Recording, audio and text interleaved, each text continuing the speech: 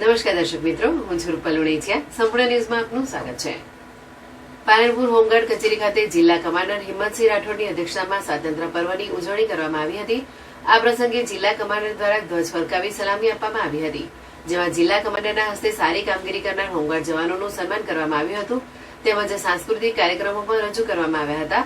આ પ્રસંગે legal officer મનોજભાઈ ઉપાધ્યાય, હેડ ક્લાર્ક જયંતિભાઈ પરમાર, ઓફિસ કમાન્ડિંગ પ્રશાંતભાઈ ગોસ્વામી, સિનિયર પ્લાટૂન કમાન્ડર મુસ્તાકભાઈ ચૌહાણ સહિત મોટી સંખ્યામાં હોમગાર્ડ જવાનો ઉપસ્થિત રહ્યા હતા.